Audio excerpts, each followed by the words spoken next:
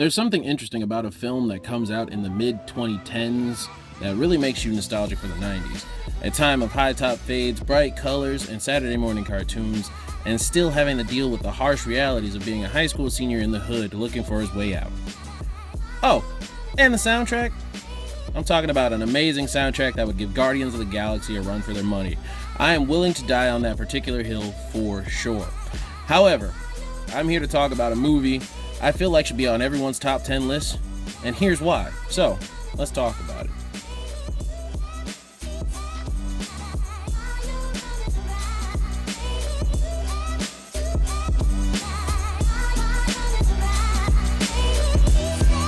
Dope, a film written and directed by Rick Famuyiwa that stars Tony Revolori as Jib, Kiersey Clemens as Diggy, and Shameik Moore in the starring role as Malcolm Adekambi, as we follow him through his life of 90s hip-hop culture, manga reading, and being in a band called Oreo.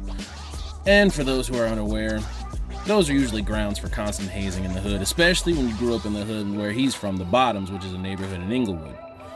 One day, he's speaking with his counselor, Mr. Bailey, played by Bruce Beatty, about an essay he wrote about wanting to go to Harvard. Hey! You go to high school in Inglewood. You think you're gonna get into Harvard? I'm my dad, blah, blah. It's cliche. However, Mr. Bailey doesn't feel that the essay is really strong enough for Harvard because he doesn't feel like it's showing him as a struggling black kid from the hood. And this is what kicks off the plot of the movie. Well, that and the pretty motherfucker Dom, who's played as A$AP Rocky in his first film debut, where he has Malcolm invite Nakia, played by the beautiful Zoe Kravitz, to his birthday party. I feel like I went too hard on Zoe Kravitz, but look at that girl, she is fine, oh my god. but back to the subject at hand. This is where our hero of the story is dealing with what they're bringing up in the movie as subtle foreshadowing, if you're paying attention, as he is called by one of the people who claims to work for Dom, which we find out isn't the case. So, he has a choice to make. Either he gives the drugs to the guy who called him on the phone, or he listens to Dom and get away. With that decision made, it leads him and his friends into an adventure that they will never forget. All the while, he has another obligation on this day, making it even more difficult. Like his meeting with an alum from Harvard that also grew up in the Bottoms by the name of Austin Jacoby, who's played by Roger Guinevere Smith. Also, if you know this man's track record, he's usually the villain in movies. I don't know how many movies y'all have watched, but this guy plays bad guys a lot. But beside the point. So, I noticed while making this video, I haven't seen too many people review this film, and for the reviews I have seen, they weren't from someone who actually resonates with the main character. When I saw this in 2015, I couldn't help noticing so many similarities to my own life in this character. Nerdy black kid in the hood, usually an easy target for bullying, but I always knew my homies would have my back. Something that truly meant a lot to me growing up. Showing that the decisions we make define who we are, not what we like. Which is something he learns by the end of the film. The colorful cast does truly help this film in every way possible, with Zoe Kravitz as a love interest. Listen. I would do whatever Zoe wanted me to do. That girl is so fine, my god. Thirst trap for Zoe Kravitz. If Zoe Kravitz ever watches this video, DM me. Just kidding. Which I think is kind of cool. It's just like she's like his Yoda and he's a Padawan. I made a Star Wars reference. You guys are welcome. And she's kind of like the unsung heroine of the film, which I appreciate almost as much as I appreciate the lack of white knight coming to rescue like in most films. Now, I know that you're thinking, what is his plan for the drugs? The logical thing would be to take the drugs to the police, right? No. Malcolm is a black man, and I don't know if y'all know this very well, but we do not do well in confrontations, especially when we got drugs and a gun. That usually doesn't end well for us.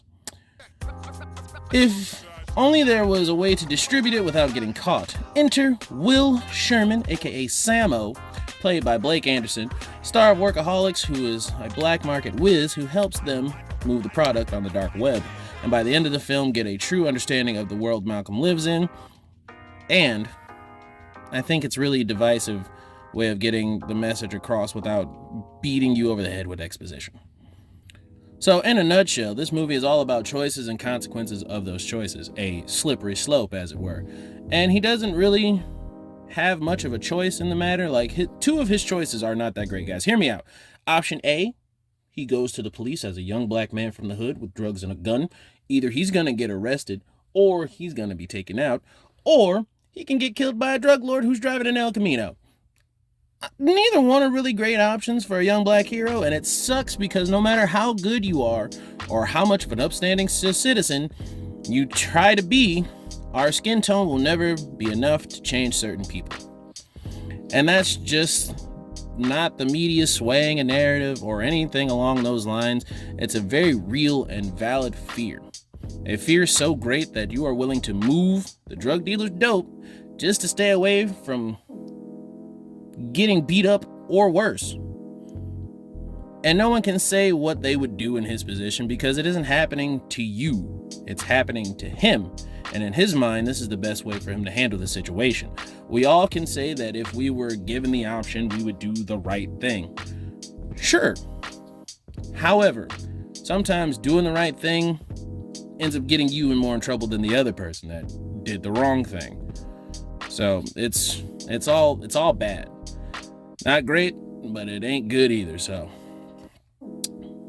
however, none of that takes away from some of the amazing accolades and some of the great nominations that they received, like winning the AAFCA Best Screenwriting Award, the RTS Award for Outstanding Achievements in Casting, and winning the Editing Award at the Sundance Film Festival. However, I feel it deserves so much more, and that's because of this wonderful director, Rick Fumiyawa, and his team has been behind some of the best content in TV and film. Aside from Dope, he's also done The Wood, Brown Sugar, Our Family Wedding, and 3 episodes of The Mandalorian for you Star Wars nerds. Get why I made the Star Wars joke now? So, my man isn't anything to sneeze at. Truthfully, I wish this movie did better at the box office with only a $7 million budget and a return of only 6 domestic weekends. This movie wasn't a darling, but in my opinion, it will live as a cult classic, and that's just fine with me.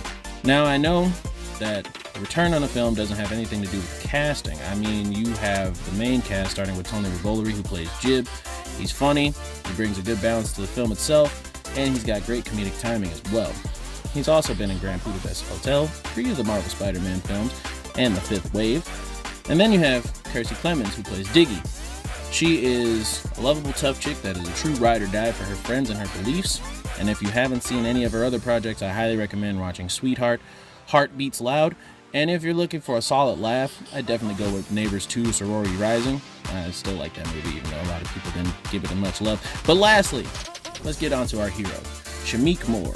He plays the main character, Malcolm Ottokandi, a 17-year-old nerd with dreams of Harvard on the brain to break the general stigma of being a simple black man from the hood, and a personal hero of mine. I think there is something truly special about being able to see yourself in a movie character. For example, if you can watch them and become the character, and you see yourself in that character, then they're doing that role justice. And that isn't the only role I've seen him in that light. For example, you got the sketch comedy show Incredible Crew. He's also Shaolin Fantastic in The Get Down, and he's played Blink in Cutthroat City. And of course, he's the ultimate Spider-Man, Miles Morales.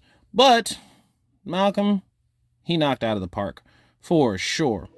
With his relevance to the character, his ability to bring you into the scene, this film just speaks to me in ways I wish most could understand. And I get all films aren't for everyone, but I'm going to need more love and respect for this film. I did some digging, and while on YouTube, I couldn't find any, if at all, many reviews for this film. Not sure if that's a good or a bad thing, but man, I wish more people would just give it a chance. I love this movie. And now I know that it isn't perfect, but it's perfect to me. So with that being said, I have to give this movie a solid 10 out of 10. This movie is perfection in cinema. The storytelling, the characters, the comedy, the music, it all works. So check it out. And to the end of the video, this is probably the best scene in the film to get you to watch it. This is a monologue that is something special, considering that there are young black men who are able to resonate with Malcolm and his choices. I don't see the stigma ending anytime soon, and that sucks, but this film made me who I am today. This is a perfect film for a young black man who just wants to make his dreams come true. Who do you think you are? So yeah, that was dope. Guys, I honestly want y'all to understand that this movie means so much to me, the way that it's made, the people who are behind it, being able to see myself in characters. Like, man, this movie is just so good. It's funny, it's heavy, it's also light. It doesn't like hit you with like a bat for the tone shifts or anything. It's like smooth transitions into those tones. You get your lightheartedness, you get your act change, you get your switches, you get your everything. I wish I knew how to explain it more, but this movie is just good. You gotta go watch it. I can't really explain it better than that. You have to watch it and experience it for yourself. But thank you guys for coming by the channel. As always, don't forget to like and subscribe if you are brand new. I'm gonna try to put more videos out. I keep saying that, but I don't do that. I need to be more consistent on that. I'm going to. I promise. Determination is my name now. But go ahead and follow me on everything else as well. Instagram, YouTube, Facebook if you want to. I don't know if your parents are still using that. TikTok as well. I got one of those. But yeah, go ahead, check me out. I love having fun. I love to talk to you guys about more movies and stuff. And yeah, I'm gonna get out of my closet now. Not metaphorically, because I have a wife and children. I know that doesn't help, but hey, I love you anyway. All right, guys, peace out, Cub Scouts, and I will be seeing you on the flippity flip. Later.